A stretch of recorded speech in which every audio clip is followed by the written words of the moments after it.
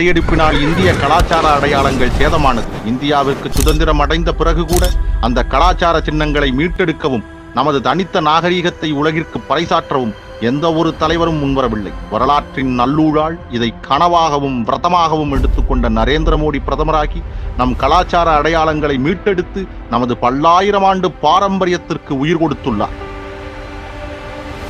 காலத்தை விட மிக பழையது காசி மாநகரம். ஆனால் காசி என்றாலே கங்கையும் அதில் மிதக்கும் பிணங்களும் கலக்கப்படும் கழிவு நீரும் அசுத்தங்களும் மட்டுமே நிறைந்திருக்கும் என்ற பொது புத்தி எங்கும் இருந்தது. அந்த எண்ணத்தை உடைத்து சீரழிந்து கிடந்த இந்திய நாகரிகத்தின் நமது பண்பாட்டு புனிதத்தின் வேரூற்றாகிய கங்கையை பரிசுத்தமாக மாற்றினார் பாரத பிரதமர் நரேந்திர மோடி. கங்கை தாயை மீட் அவளுடைய அரவணைப்பின் கரையில் வீற்றிருக்கும் விஸ்வநாத பெருமானின் ஆலயத்தை சீரமைத்து மாற்றத்தை ஏற்படுத்தினார். விஸ்வநாதர் கோயிலை சுற்றியிருந்த ஆக்கிரமிப்புகளை அகற்றி ஆலயத்தின் பரப்பளவை பழையபடி விரிவுபடுத்தி உலகத்தோர் ஒரு முறையேனும் வந்து தரிசிக்க வேண்டும் என்ற பேரவாவை உண்டு செய்துள்ளார் பாரத பிரதமர் நரேந்திர மோடி. விக்ரமாதித்ய மாமன்னனால் ஆளப்பட்ட பழம்பெருமை மிக்க புனித நகரம் உஜ்ஜயினி இந்திய 7 புனித நகரங்களில் ஒன்றாகவும் 12 ஜோதிர்லிங்கங்களில் ஒன்றாகவும் 2 சக்தி பீடத்தையும் தன்னகத்தே கொண்ட புராதன நகரமாகும். பல நூற்றாண்டு படையெடுப்பால் வீழ்த்தப்பட்ட கோவிலை புனர் நிர்மாணம் செய்து மிகப்பெரிய கோவில் வளாகத்தை அங்கே உண்டு செய்துள்ளார் பிரதமர் நரேந்திர மோடி. சைவ நால்வரில் ஒருவரான அப்பர் பெருமானால் உஞ்சேனை மாகாணம் என்று போற்றி பாடப்பட்ட உஜ்ஜயினியின் மகாகாலேஸ்வரர் கோவிலை அதன் பாரம்பரிய நிலைக்கு கொண்டு வந்தது உலகெங்கும் வாழும் இந்துக்களுக்கு செய்த மாபெரும் கொடையாகும். பாரத தேசத்தின் மகா காவியங்களில் ஒன்றான ராமாயணத்தின் நடுநாயகரான அவதார புருஷன் ஸ்ரீ ராமபிரானின் புகழை பறைசாற்ற அவரின் பிறப்பிடமான அயோத்தியில் வரலாற்று சிறப்பு மிக்க பகுதியில் பெரும் கோவிலை உருவாக்கி வருகிறார் நமது பாரத பிரதமர் நரேந்திர மோடி. இந்திய கட்டடக்கலையின் உயர் பாரம்பரியம் மிளிர உருவாகும் இந்த ஆலயம் காலத்தை கடந்து நிலைவரும் என்பதில் ஐயமில்லை. இத்தகைய சிறப்பு வாய்ந்த வரலாற்று முக்கியத்துவம் வாய்ந்த ஆலயத்தின் கர்ப்ப கிரகத்தை அலங்கரிக்கப் போகும் பிரம்மாண்ட மணியானது தமிழகத்தின் தூத்துக்குடி மாவட்டத்தைச் சேர்ந்த தமிழரால் உருவாக்கப்பட்டுள்ளது. இந்த மணி ஒலிக்கும் ஒவ்வொரு முறையும் தமிழின் பெருமை எங்கே ரீங்கரிக்கும் என்பது நமக்கு பெருமையே. வேதத்தை தமிழாகச் செய்த ஆழ்வார்களின் திவ்ய பிரபந்தத்தை கோவில்களில் ஒலிக்கச் செய்து பிரபத்தி மார்க்கத்தின் மூலம் இறையருளும் அந்த அருளால் கிடைக்கும் மோட்சமும் என்று உலகறியச் செய்த மகான். இறைவனை வழிபட பக்தி மட்டுமே இருந்தால் போதுமென்றும் அந்த இறைவன் மனிதன் மிருகம் சாதி மதம் என எந்த வேறுபாடுகளையும் பார்ப்பதில்லை என்ற சமத்துவத்தையும் பாரத தேசம் முழுவதும் பரப்பிய ஜகத்குருவான ராமானுஜரின் 216 அடி ஐம்பொன் சிலையை தெலங்கானா மாநிலம் ஹைதராபாத்தில் திறந்து வைத்ததின் மூலம் ராமானுஜரின் பெருமையை மட்டுமின்றி 108 திவ்ய தேசங்களையும் இதனுள் அடக்கி அவற்றின் பெருமையையும் நாடறிய செய்திருக்கிறார் நம் பிரதமர்.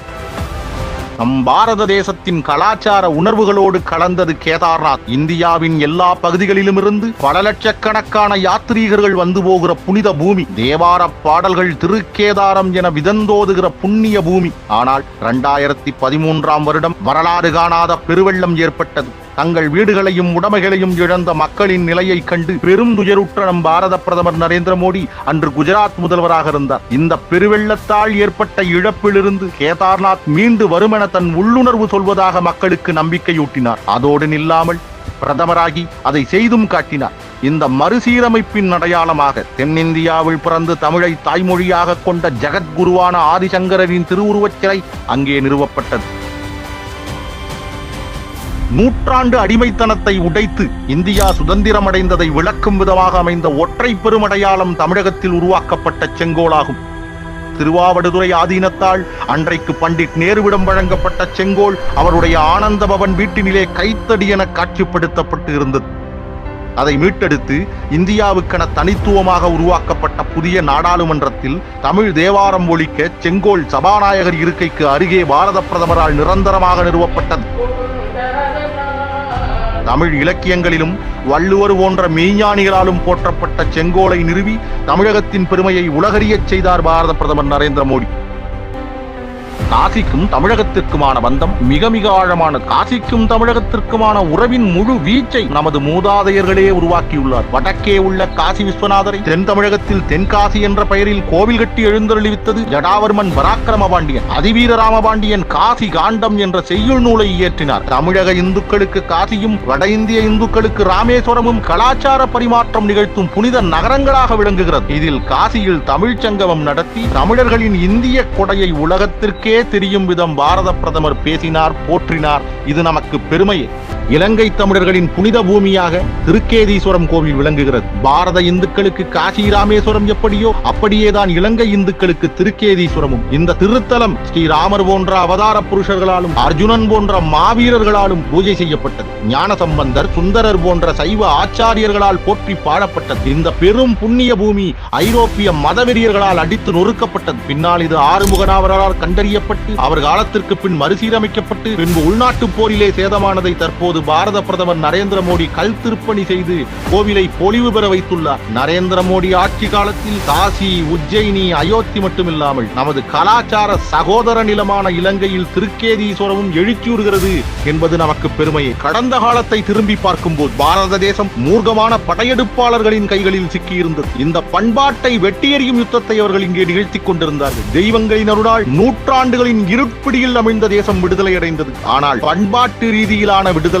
தற்போது நரேந்திர மோடியால் தான் கிடைத்துள்ளது. காலத்தால் வரையறுக்க முடியாத நமது புனித தலங்களை இந்த நூற்றாண்டிலும் அறுபடாத மரபுகளோடு மீட்டெழுப்புகிறார் பிரதமர் நரேந்திர மோடி. மோடியின் ஆட்சி காலத்தில் நமது பல்லாயிரம் ஆண்டு தர்மம் அதன் ஒளிவீச்சு குறையாமல் அரியணை ஏறியுள்ளது.